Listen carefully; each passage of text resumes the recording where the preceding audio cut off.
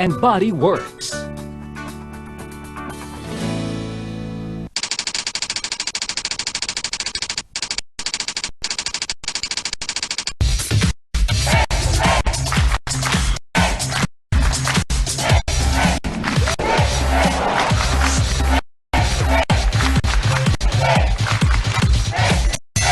Nag-iinit na usong umatikabong mga yan. Diskusyon ng solusyon. Ng talakserye sa telebisyon. Face is Ami Perez. Happy morning sa lahat ng ating sausawat sa sawera. Handa na po bang talakan? Saan ba kayo? Sa puti o sa pula? Ayan, ready na kayo dyan, ha? Balita! Ay namin! Sausawa na! Saan tayo? Face to face na! Ating pag-usapan, aminan, awayan at magkakrayan. Gusto mo bang magkisaw-saw, tara na kaibigan, mamaya na isolusyonan. Sinong sisimango? Sinong ngingiti?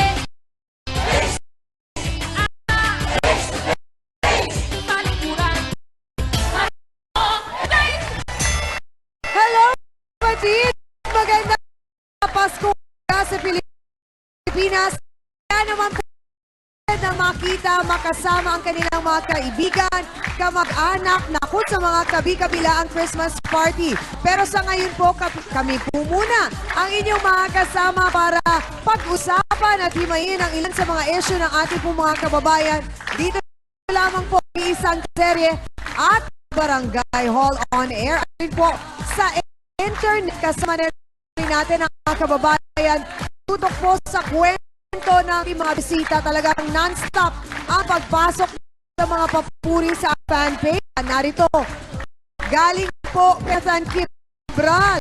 Halang Ami, Sawera at Sawera ng Cisco. We enjoy your show. Very deep. Sana lang may follow-up kayo sa mga third episodes ninyo. Lalo na yung mga may ulo sa show. More pa ako, oo meron. Si Dakil ang bahala. Eto na rin kay Net Apaw. Wow, grabe talaga namin ang face-to-face. Pumasok.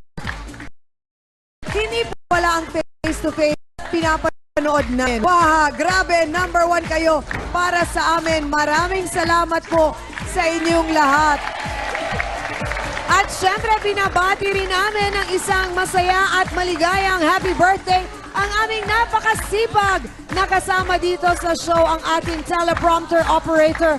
Walang iba kundi si Darlene. Happy birthday, Darlene! Maraming salamat. At syempre, ako pa rin po ang inyong Chang Ami na laging nagpapaalala, kung may problema ka, harapin mo, pag-usapan natin yan. At isa pa sa talaga namang lagi natin kasama dito sa Face to Face, umaga, gabi kasama ko rin sa radyo sa 92.3 News FM. Ang AOA, Ami Hans on Air, walang iba kundi si kapatid na Hans Mortel. Salamat, Siyang! Nako, tama ang sinabi mo. Ramdam na talaga natin ang nalalapit ng pagdating ng Kapaskuhan. Kami po dito sa aming programa, ang aming wish, syempre, sana nga araw-araw na ginagawa namin to, araw-araw may problema kaming nasusolusyonan. Mabuti na nga lang kamot, may mga tuwang kami sa misyon namin yan. Wala pong iba kundi ang Trio Tagapayo! Naku, kung etong tatlong to, lagi talagang tutulong. Sigurado akong marami talagang problema ang mariresolba. Unahin na po natin ang ating legal expert. Super expert! Siya lang naman po kasi ang Chief Public Attorney ng Pilipinas. Mula po sa Public Attorney's Office, Chief Public Attorney Persina Rueda Acosta. Ang ikalawa nating tagapayo ng bayan, nako, spiritual advisor na rin po. Tagapagpaalala, lalong-lalo na ngayong Kapaskuhan, na peace is the best way to go. Wala pong iba kundi si Father Sunny Merida. At At kanina ay na-mention na siya ni Chang Ami na oo, totoo pong ginagawa nila ng follow-up after po ng programa at mga ilang araw pa pagkatapos nilang mag-guest dito ang iba naming mga bisita. Lalo na yung talagang kinukonsider niya na talagang medyo malala na ang problema. Ako, sobrang concerned talaga ang atin pong family counselor and psychology expert, Dr. Camille Garcia. Ang mga tagapayo ng bayan, mga peacemaker na rin. Kasi nga, Christmas, kaya we wish you a Merry Christmas. Di ba, Chang? Salamat, Hans. Mga kapatid, isang ina po ang nagrereklamo at nag-aalala dahil tinangay di umano ang kanyang menor de edad na anak ng kasintahan nito. Ano nga bang nangyari? Yan po ang ating face-to-face issue of the day. Hindi maipinta ang mukha ni Aling Gina sa tuwing naiisip niya ang kalagayan ng kanyang anak na si Angie. Gusto ko po mabawi yung anak ko. Kasi po, minoridad pa po siya. Hindi pa ako papayag sa ganun klaseng tao kasi masakuliro po siya. Mamimili na lang ho siya kung sinong gusto niya sa amin. Kung yung lalaki na yun o ako. Sagot naman ni Orly. Hindi po totoo yun. Yun po tingin niya sa akin. Niligawan ko po siya. Kaso po, tago po yung relasyon po namin talaga niya. Nausap ko naman po siya. Ito niya naman po si mama. Hindi niya po ako pinilit na. May nobyo po akong isa, so mas gusto niya po yun kaysa kay Orly. Ang alam niya lang nang liligaw ko sa akin. Kaya po nasasabi nilang barumbado. Lagi siyang nagiinom. Angeline, sana bumalik ka na sa akin. Gusto talaga kitang bawiin. Orly, sana ibalik mo na yung anak ko sa akin. Hindi ako papayag na makasama mo siya habang buhay. Sana po mapatawad niyo po ako. Ma, ang masasabi ko lang po, mahal na mahal ko po kayo. Mahal ko rin po si Orly. Sino ang mas may karapatan kay Angie? Yan ang talakang inyong masasaksihan dito po sa Face to Face. Mga ka-face-to-face, makakasama na po natin ang ina na nag-aalala at naghihinagpis dahil nga tinangay di umano ang kanyang menor de edad na anak ng kasintahan nito. Narito po si Aling Gina Caballero. Pasok!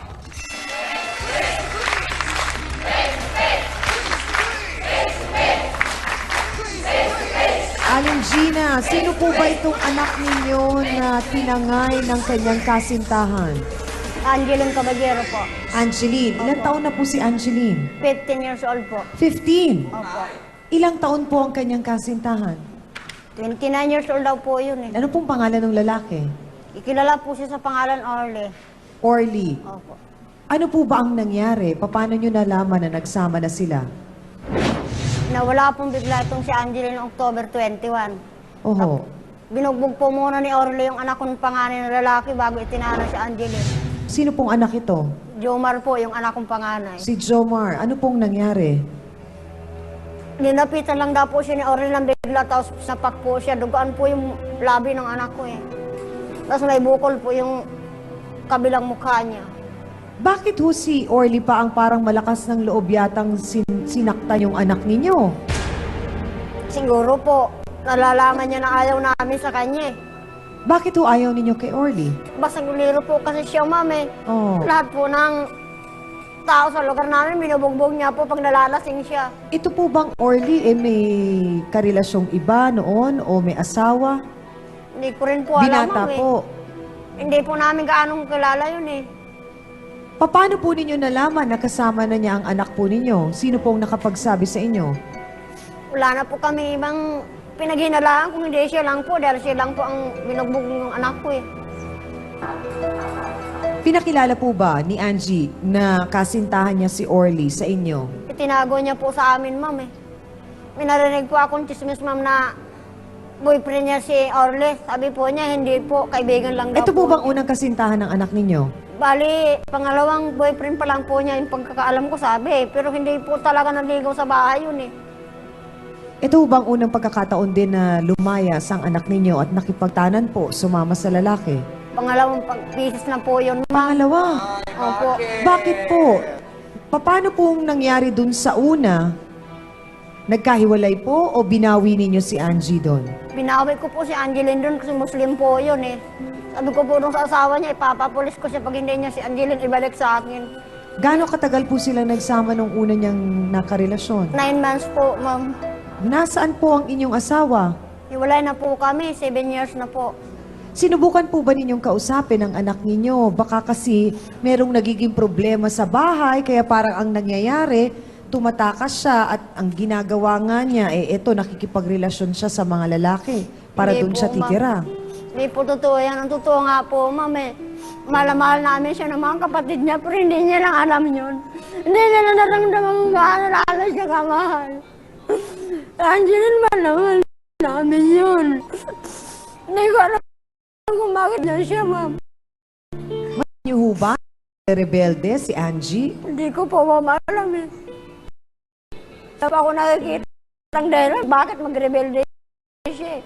Lahat naman po yun para sa kabubuti niya. Si Angie po ba ay nag-aaral pa? Hindi na po, ayaw niya na po mag-aaral. Nagtanan siya ng unang asawa eh. Bilang isang ina, sa palagay po ba ninyo, Ate Gina, pagkukulang kayo? Wala bang naramdaman na may mali ako sa kanya? Lahat ng suporta sa kanya, lahat ng magmamahal, binigay namin siya. Kasama mo, wala tatay nila, binigay ko ang pagmamahal sa kanila niya.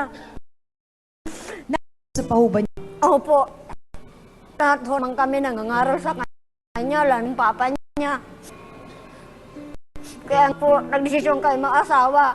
Babihin namin siya sa una niyang asawa. Tapos ngayon naman po, tinago niya mag... years old lang si Angie. Opo, alam mo Ilang po. taong ka? 26 po.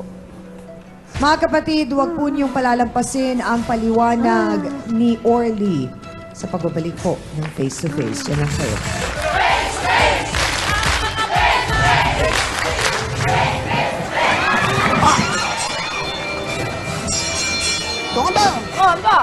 Diretsa ang tanong, Jomar. Bakit ka ginulpi ni Orly? Bakit nga ba? Ngayon sabihin mo! Sabihin mo!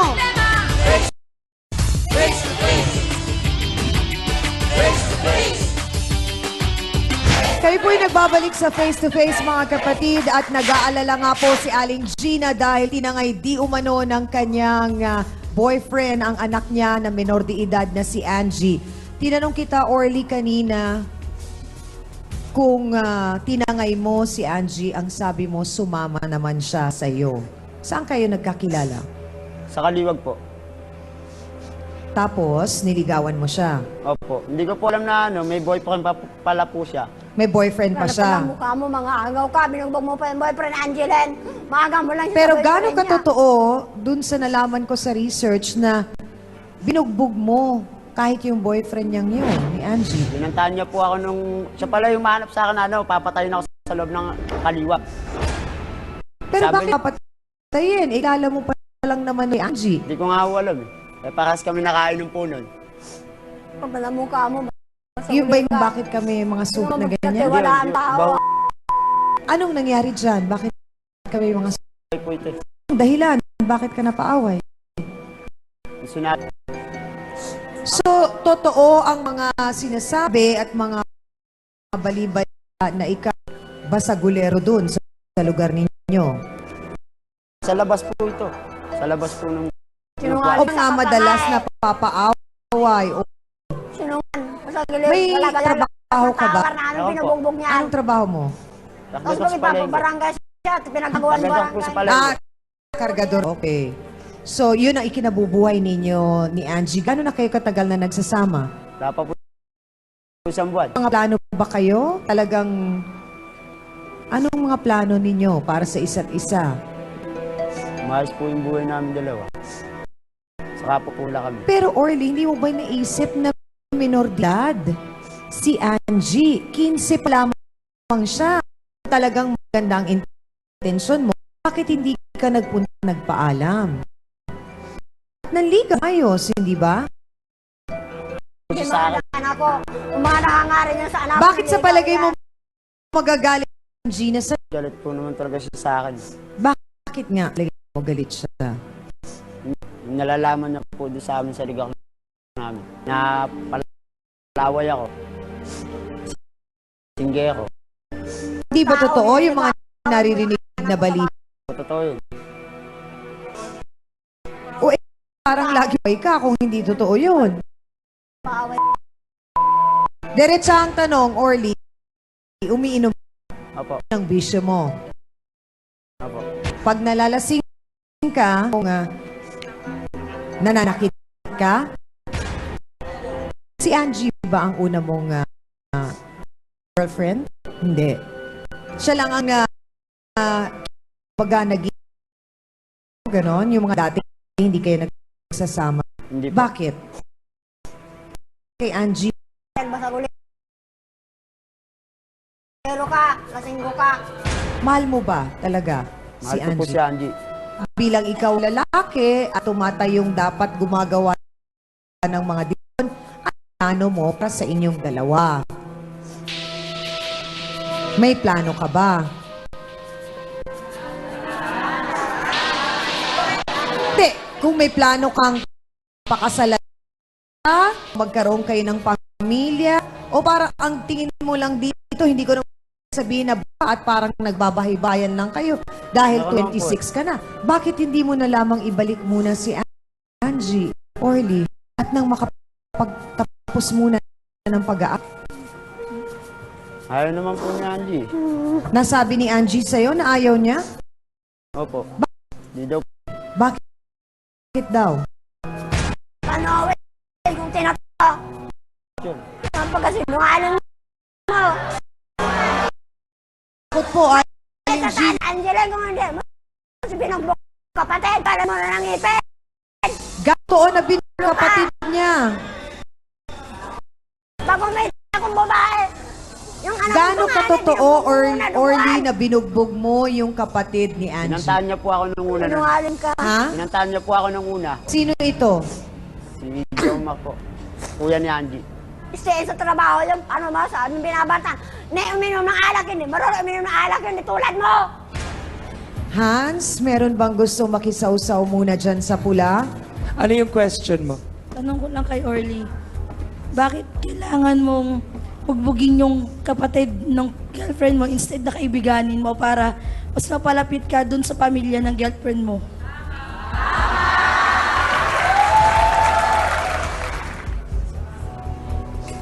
Kung ngayon, Orly. hindi mo kapagsalita. Po.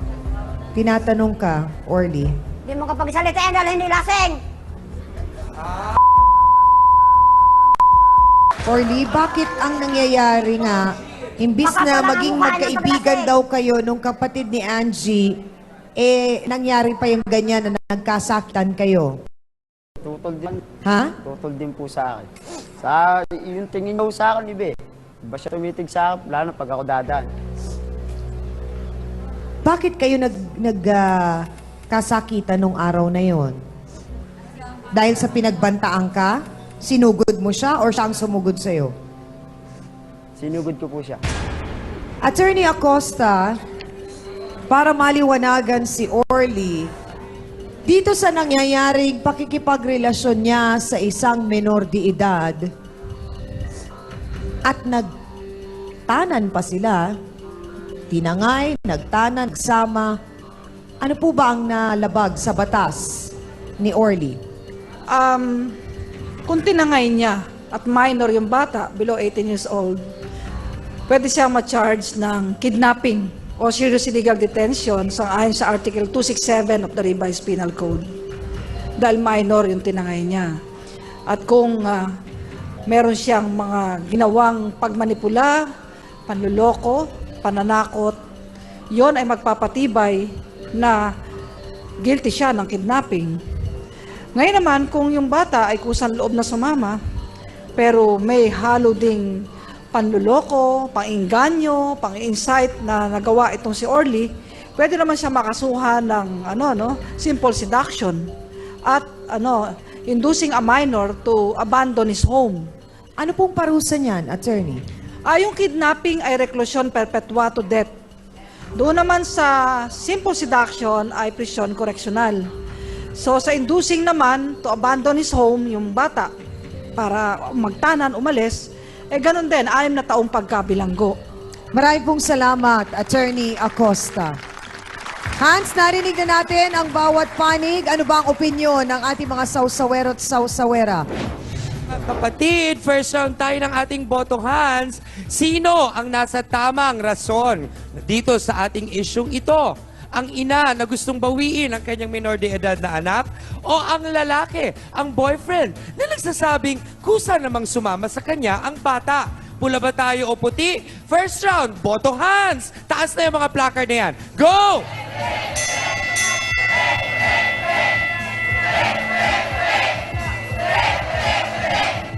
Ay, nakutsyang! Mukhang naging napakalinaw ng paliwanag ni Attorney Acosta tungkol sa sitwasyong kinakaharap ngayon ni Orly. Kaya naman hindi ka takataka na ang nakikita nating kulay sa ngayon ay sumasang-ayon sa panig ni Ate Gina. Mga ka-face-to-face, narito po ang nakakatandang kapatid ni Angie na ginulpe at binugbog di umano ni Orly. Magsasalita na. Narito po si Jomar Caballero. Pasok!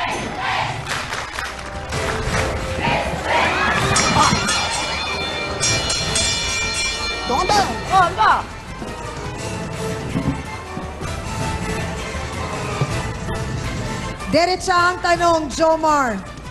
Bakit ka ginulpe ni Orly? Bakit nga ba? Ngayon sabihin mo. Sabihin mo. Bakit mo sinapak? Wala kang alam, di ba? Lubugbog mo ka ng mga kapatid mo, di ba? Binugbog ko? Bakit hindi? Sinasabi sa'yo, hindi Mga nga namin kapatid, ang sinasaktan yun kwento eh. po tungkol sa panggugulpi ni Orly sa kuya ni Angie, malalaman po natin sa pagbabalik ng face-to-face. Huwag po kayong aalis.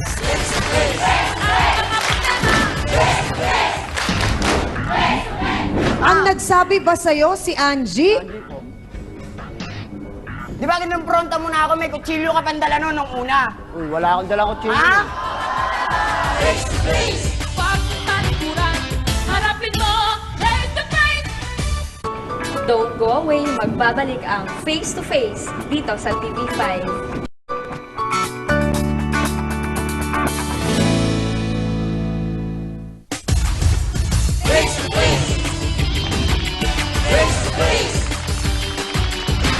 Mga kapatid, kayo po'y naktutok pa rin sa face-to-face at ikukwento po sa atin ni Jomar ang nangyaring panggugulpi daw di umano ni Orly. Si Orly ang pumunta sa'yo, Opo. siya ang nagsimula ng away. Siya. Paanong nangyari, Jomar? Yung tapos na yung inuman namin, nag-usap na lang kami ron sa labas. Ngayon siya dumating, nag-aamok. Hindi ko alam kung ano problema niya, tinatanong ko muna. Inahamon niya ako ng suntukan, tinatanong ko pa rin kung ano problema niya. Nung pagharap ko sa kanya, sinapak niya na ako. Una, hindi muna ako lumaban sa kanya suntukan eh. Dahil hindi ko talaga alam, tinatanong Kailan ko mo pa siya eh. nalaman na nagsasama na sila ni Angie? Hindi ko alam, kumbaga, naalaman ko lang dahil sa chismis. May nagsasabi na rin sa akin na ganito sila. Ang sinasabi ko, okay, sige, ginusto siya ng kapatid ko eh. Pero, hindi malang ako binabati yung magpaano sa akin na ipaalam niya na, oh, uy, syota ako ng kapatid mo. Yun na nga lang na may syota na yung kapatid ko eh, binugbog mo rin. Di ba, lasing din, parehas kami walang alam. O anong dahilan mo, bakit mo kayo pinag-aaganon? Binantaan niyo akong dalaw eh. Oo! Binantaan! Sino nagsabi naman sa'yo? Di ba, kapatid ko? Ang ibig mo sabihin, may galit sa'yo ng kapatid ko, ganon.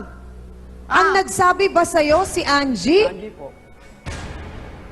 Di ba kinumpronta mo na ako, may kutsilyo ka pandala noon nung una? Uy, wala akong dalang kutsilyo. Ha? May kutsilyo ka pandala. Ah, di ba, sabi mo sa akin, Jomar, sasaksakin mo ako, di ba? May dalang kutsilyo, nakapanyo ka pa. Ha? Ngayon umalis ka, nabitbit mo yung kutsilyo, hindi mo na ako kinumpronta. Yung pangalawa, yun na yun, yung inupakan mo ako, di ba? Yun ang sinasabi ko sa'yo, wala akong alam eh. Ilang naman ang kinakatuwiran ko rito eh. Wala akong dalang kutsilyo na. Bakit hindi mo kasi sinubukang makipag-usap ng maayos, Orly? Yun ang sagutin mo. Hindi Kinausap ko. sa lahat ng bagay, ang sagot ay yung makipagsapakan ka. Hindi ba? Tayo ay mga tao. Ang tao sa tao, nag-uusap ng maayos. Hindi lahat dinadaan sa dahas. Di ba? Wala namang utak yun eh. Tingnan nyo nga itsura niya, no? May taga sa mukha. O, hindi na lang nagalit sa'yo yan kung iinsultuhin mo rin naman. Eh dapat nga, anuhin niya ako eh. Mahalin niya ako eh. Hindi yung gaganunin niya ako eh. Yun nga ang pilit namin ipinaliliwanag kay Orly na Orly, kung talagang gusto mo na magustuhan kanila at matanggap kanila para kay Angie, dapat ipakita mo sa kanila na karapat-dapat ka na mapangasawa at makasama ni Angie.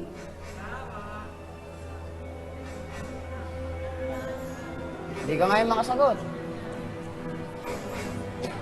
Hihingi naman po ako ng tawad sa kanila eh. Paano? Kaya ano, pag-uwi natin sa ano, babantayan mo na uli kami?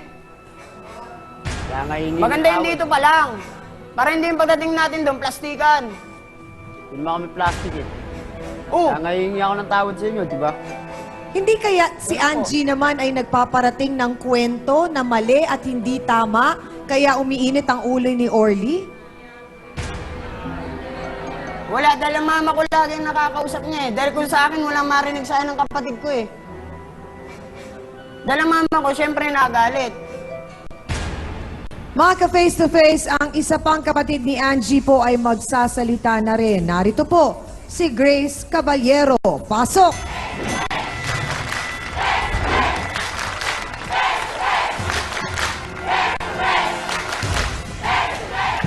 Grace, kailan mo nalaman yung pakikipagrelasyon ng kapatid mong si Angie kay Orly?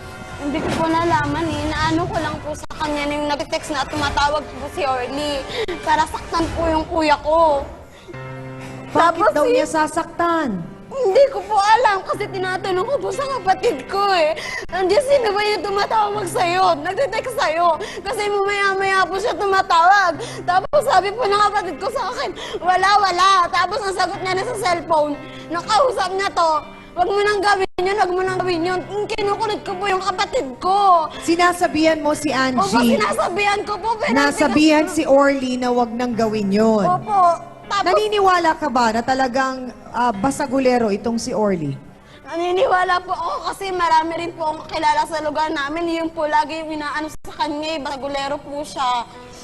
Hindi mo ba sinubukang kausapin si Angie at pinaliwanag sa kanya na Kinausap po. ganito ang problema kay Orly? Opo. Kaya lang po, matigas po talaga yung ulo ng kapatid ko eh. Pag sinasabihan po namin siya, nagtitext lang po siya, pasok dito, labas po sa kabila. Hindi niya po kami iniintindi. Bakit sa palagay mo nagkaganon si Angie? Hindi ko rin po alam sa kanya kasi kung gugustuhin niya po na mapaayos po yung pamilya namin kasi magulo na nga po dahil broken family po kami. Nasa kanya na po yun. Mag-ahanap po siya ng matinong lalaki, ibabahay siya, kaya siyang pakainin. At may matinong trabaho. Kinausap po ba siya ng tatay ninyo? Kinausap po siya, pero hindi rin po siya nakikinig eh. Parang ang ano na lang po ng tatay ko, sige, doon ka masaya kasi pangalawang asawa niya na po yan eh.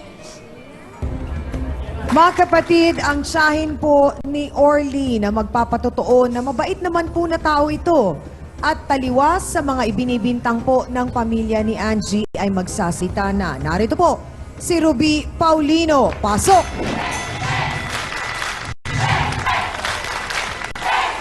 Ate Ruby, bakit po ninyo nasabi na mabuting tao naman si Orly?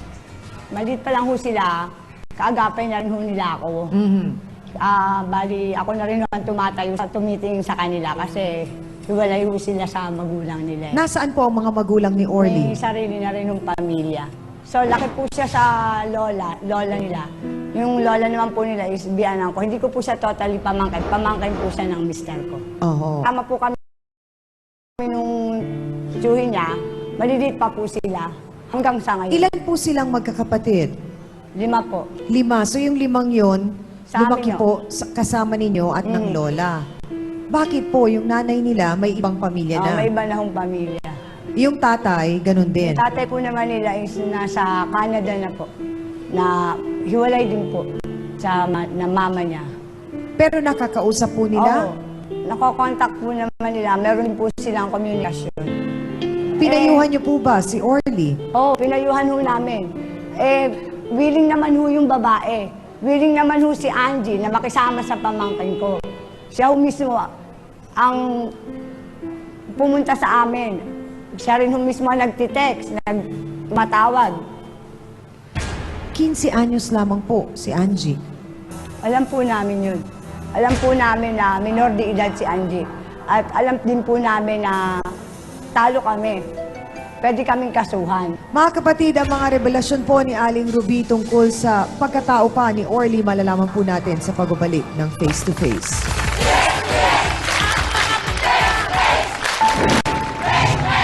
Nagkasakit si mama, sinunong ano kay mama ako. Wala ka naman kasing iniisip, kundi kaligayahan mo lang eh. Sana iniisip mo si mama. Bakit ako? Iniisip niya ba ako? Hindi, di ba? Sana intindihin mo. Intindihin mo kasi... Ano iintindihin ko? Inimis nga kayo, hindi niyo ako naiintindihan. Ikaw ang hindi nakakaintindi sa amin. Miss Ami Perez would like to thank the following: Dr. Steve Mark Gunn of JOC Dental Clinic, Philip Stein, Face and Figure, Skin Glow by G-Max, Salon de Manila, Plains and Prints, Gloss Nails, Watercolors Makeup at Shangri-La Mall, Angel Wings and Beautiful Things by V. Hans Mortel would like to thank Dr. Money and Pai Kalayan. Face to Face would like to thank the following: AXN Diamond Sport Shades, EC27 Guava Plus Organic Soap, effectively controls 27 skin problems, Ludy's Peanut Butter, a tradition of nutrition, F101 Direct Sales Apparel and Shoes, Home Appliances by Minami, galing ng quality, Placenta by Samstre, Guardian Alcohol, Prime Rocks Bleach, ang bleach na di masangsang. Bakit talikuran? Harapin mo, face to face. This program is brought to you by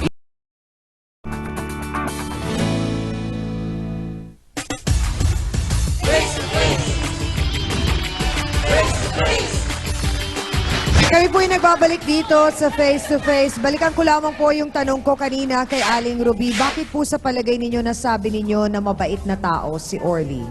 Hindi naman ho talaga totally masamang bata to eh. Pero ang Siyempre, sinasabi po, kilala siya dun sa lugar ninyo na basugulero siya. Hindi naman ho.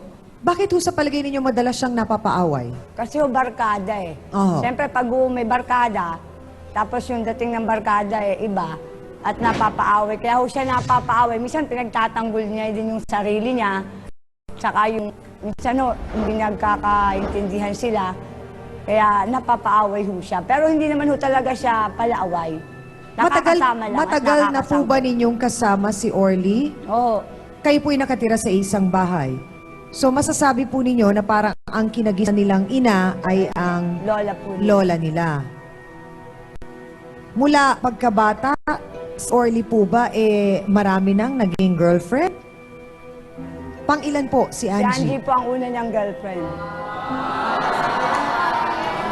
Nakilala niyo na po si Angie? Oo, kasama na ho namin sa bahay eh. Siguro mga isang buwan ho. Kasi ho, tinahanan na niya eh. Una na niya itinahanan, binawi ho eh.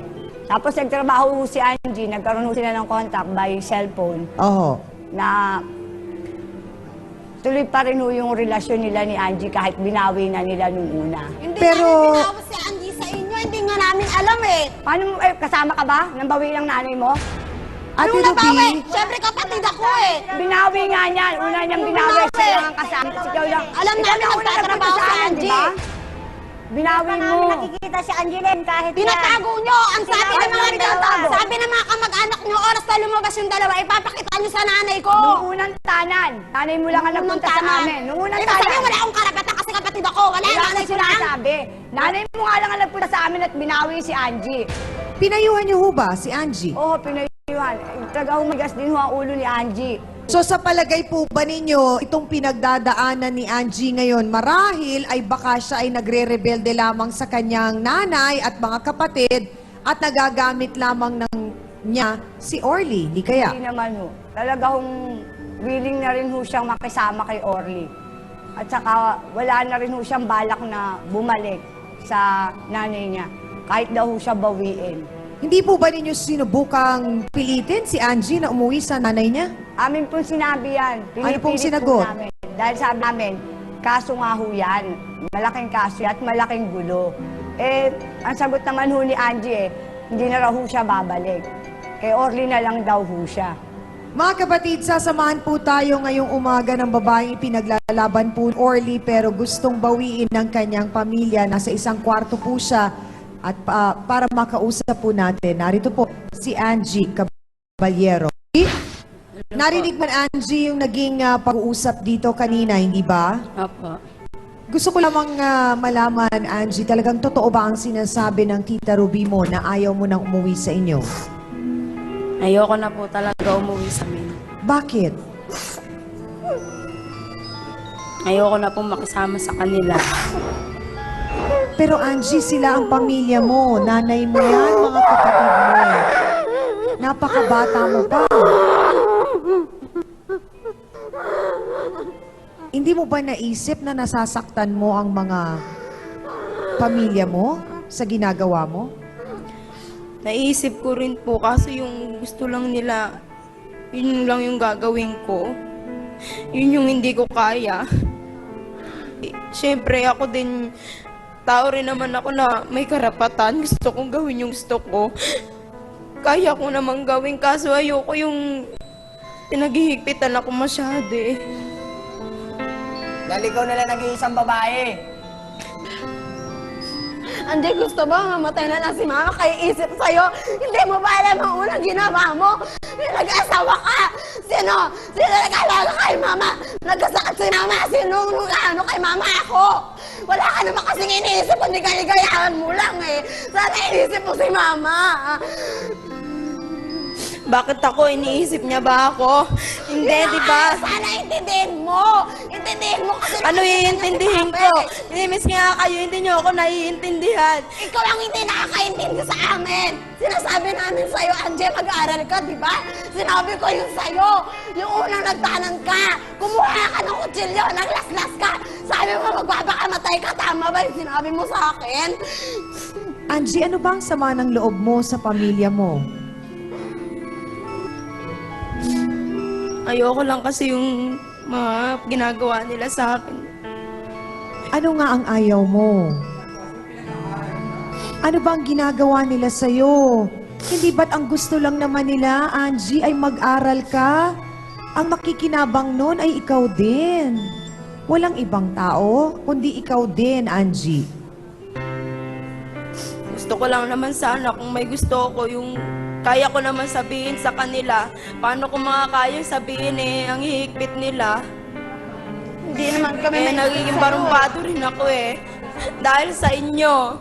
Hindi ka naghihigpit si Mama. Ang gusto niya lang, kung may boyfriend ka naman sana, paakit mo sa bahay, ipakilala Paano mo ko sa amin at sa masasabi kanya. dahil alam nyo pa lang na ano na, ayaw nyo na agad, di ba? Bata ka pa kasi, di ba? Sabi namin mag-aral ka, eh, ikaw ang ayaw eh. Ikaw rin gumagawa mismo ng sarili mong kapahamakan, sinasabi ko sa'yo. Angie, masasabi mo bang mahal mo talaga si Orly at nakikita mong kayo ay magsasama sa mahabang panahon? Opo. Mahal mo si Orly?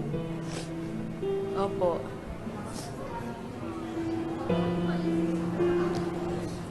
Mga kapatid, naghihinagpis po at nag-aalala ang pamilya ni Angie sa ginawa pong pagsasama nila ni Orly. At sana nga po makausap ng Rio Tagapayo ang ating pong mga bisita, lalo na po si Angie, para matulungan po natin sila sa kanilang pinagdadaanang problema. Kayo pa rin naman eh. Hindi naman ano eh. Pero Pero hanggang wala kang 18 years old, hindi kayo pwede magpakasal. Hanggang ngayon, pwede kang bawiin ang nanay mo. Wala ka man. Pero yung tama yung kaya nga sinasabi ko sa kanya, yun yung magiging problema eh. Hindi lang naman mag-welcome, hindi ganyan puro away. Mapalapit Sila si pa Orly rin. sa pamilya mo. Sabi ko eh. Kasi hindi mapapalapit si Orly kung hindi ka uuwi sa inyo. Hindi po pwedeng gawin mong solusyon yung pagsasama mo kali. Dapat ang unahin mong milutasin ang problema mo sa pamilya mo. Sa ating pong mga panauwin, sana'y nakatulong po sa inyo ang counseling na ginawa ng ating trio tagapayo. Gayunpaman, meron pa ho silang mensahe sa inyo. Simulan ko lamang po kay Attorney Acosta. Sa pagkausap namin kay Angie ay mukhang malabo na siya ay makumbinsi na iwan itong si Orly sapagkat ayon sa kanya ay parang meron ng bunga yung kanilang pagsasama. Sabi nga nila, bawat tao may kani-kanyang choice. Ang magulang gabay tama at wasto, Kapag hindi sila sumunod, wala na po tayong magagawa, nandun na po yun. Kundi lagi nating suportahan pa rin at damayan ang ating anak kahit sa panahon ng kanyang pangailangan. At ikaw naman, Orly, sana ikaw din ang kukumbinsi kay Angie na umuwi at sikapin mo, Orly, na mapalapit sa kalooban ng iyong mga magiging bayaw. Pag 18 years old na si Angie, pwede na kayo magpakasal ng iyong magiging hipag. Mapalapit ka sa kanila. At si Angie ang magiging tulay at ang inyong magiging anak para kayo ay maging magkakapatid. Kumaga in-laws. Yan. Maraming salamat po, Attorney Persida Rueda Acosta. Dr. Camille? Marang sabihin nyo na talagang si Orly ay hindi maganda dahil kasi na maging mapapangasawa dahil kasi siya ay barumbado. Pero isipin nyo, hindi nyo nakita kung ano yung kabutihan ni Orly na maaaring nakita ni Angie. Kaya ito ang dapat bigyan natin ng tsansa. Maraming pong salamat, Dr. Camille Garcia. Reverend Sunny? So, napag-usapan ninyo ni Orly na mag-aantay po siya sa pagdating ng wastong edad, gulang ni Angie. At pwede niyang isauli si Angie, ngunit patuloy pa rin siya sa pagsubaybay sa kanyang minamahal na si Angie. Kaya magiging maganda po ang ending, ang katapusan at wakas ng kwentong ito kung kayo'y magkakasundo at ikaw, Angie, susunod po sa nilalaman po ng ating batas. At sinabi ko rin sa iyo na huwag mong ilagay ang sarili sa kapahamakan, pagiging basagulero, dahil mayroon kang nabubuong pamilya. Maraming pong salamat, Reverend Father Sunny Merida. Angie? Narinig mo ang sinabi ng ating mga tagapayo. Opo. Bibigyan kita ngayon ng pagkakataon na sabihin ang mga nais mong sabihin sa iyong mama at sa mga kapatid mo. Gusto kong humingi ng tawad sa inyo. Sorry sa lahat. Sorry sa mga nasabi ko.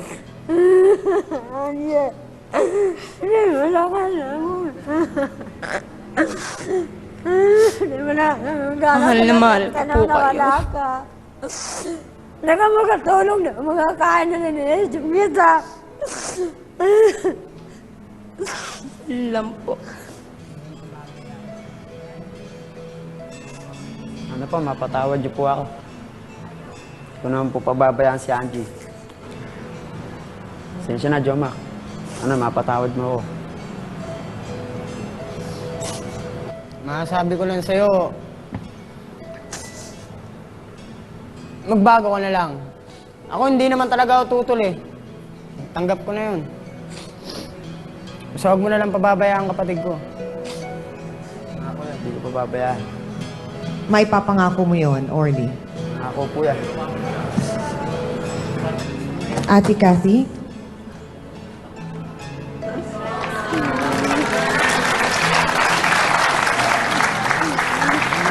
Tinatanong ako dito sa Rio. Bala. Nanay. Baby. Tawag ko sa mga ko. Tawag ko ma.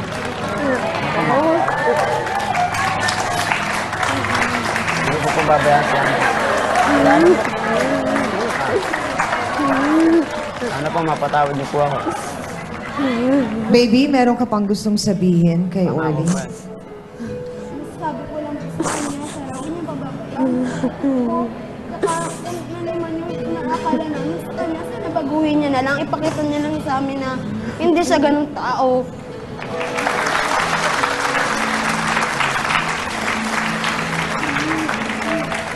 Ate Ruby?